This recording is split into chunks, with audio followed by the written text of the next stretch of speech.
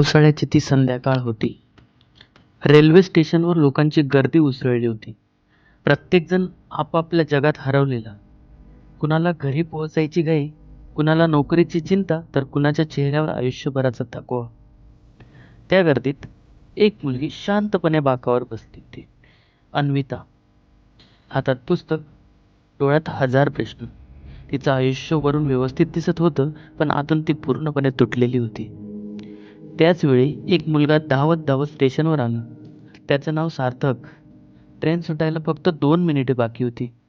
तो घाईत होता, पण अचानक त्याची नजर अन्वितावर गेली. कधी कधी काही लोक पहिल्याच भेटीत ओळखीचे वाटतात. सार्थक तिच्या बाजूला जाऊन बसला. ही ट्रेन पुण्याला जाते ना? त्याने विचारलं. अन्विताने हलकसं मान हलवली. तुम्ही ठीक आहात ना? सार्थकचा अचानक प्रश्न ऐकून ती थोडी दचकली. का? ती म्हणाली, कारण हसणारे डोळे आणि दुःखी डोळे यातला फरक मला कळतो. त्या एका वाक्याने तिच्या मनात काहीतरी हललं. ट्रेन सुरू झाली. दोघांची सीट समोरासमोर होती. सुरुवातीला फक्त साधं बोलणं झालं. मग विषय पुस्तकांवर गेला, स्वप्नांवर गेला आणि नकळत आयुष्याच्या जखमांवरही.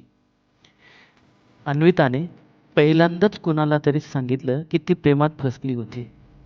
ज्या व्यक्तीसाठी तिने सगळं दिलं, त्यानेच तिला तू पुरेशी नाहीस असं सांगून सोडलं होतं.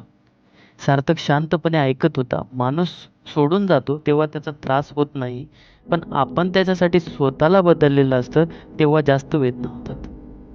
तो हळू आवाजात म्हणाला.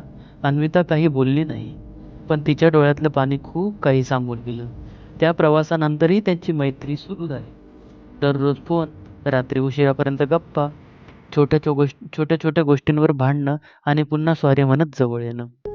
अन्विताला पहिल्यांदाच असं वाटत होतं की कुणीतरी तिचं मन समजून घेतंय. सार्थक मात्र वेगळाच होता. तो मोठी मोठी वचनं देत होता, पण ती रडली की शांत बसून तिचं बोलणं ऐकत होता. ती आजारी पडली की औषध घे म्हणत होता. ती स्वतःवर शंका घेतली की तिचा आत्मविश्वास परत आणत होता. कधी कधी प्रेम आय लव्ह यू मध्ये नसतं, ते घरी पोहोचलीच का या साध्या प्रश्नात असतं. एक दिवस अन्विताचा वाढदिवस होता. तिला वाटलं होतं की सार्थक विसरला असेल, कारण सकाळपासून त्याचा एकही मेसेज नव्हता. ती नाराज झाली. रात्री 11:50 अचानक तिच्या दाराची बेल वाजली. दार उघडलं तर समोर सार्थक उभा होता, पूर्ण भिजलेला, हातात छोटंसं गिफ्ट. Happy birthday. अन्विताच्या डोळ्यात पाणी आलं.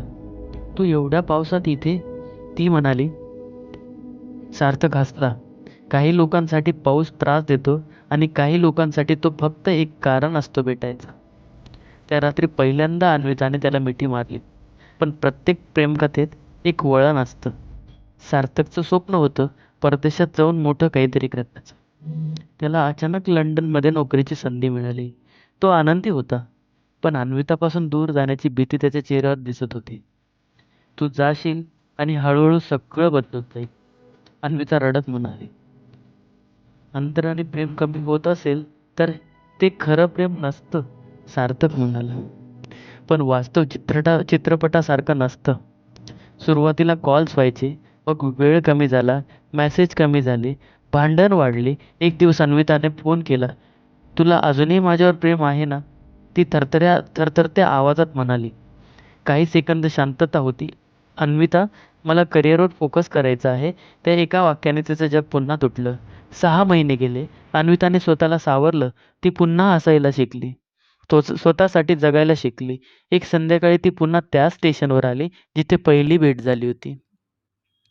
पाऊस पुन्हा सुरू होता आणि अचानक तिच्या मागून आवाज आला. ही ट्रेन पुण्याला जाते ना? ती वळली. सार्थक उभा होता, डोळ्यात पश्चाताप, चेहऱ्यावर थकवा. मी खूप उशिरा समजलो. स्वप्न पूर्ण करताना मी माझं खरं सुख हरवलं. अन्विता शांतपणे त्याच्याकडे पाहत होती. काही गोष्टी परत मिळतात सार्थक, पण तुटलेला विश्वास नाही. सार्थकच्या डोळ्यात पाणी आलं. एक संधी देशील? अन्विताने हलकसं हसत उत्तर दिलं. प्रेम पुन्हा होऊ शकतं, पण यावेळी आधी स्वतःवर प्रेम करायला शिक. ट्रेन आली. अन्विता ट्रेनमध्ये चढली.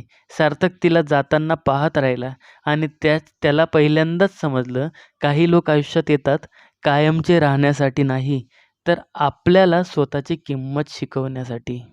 मित्रांनो, स्टोरी आवडली असेल तर लाईक करा आणि चॅनलला सबस्क्राईब करा. थँक्यू.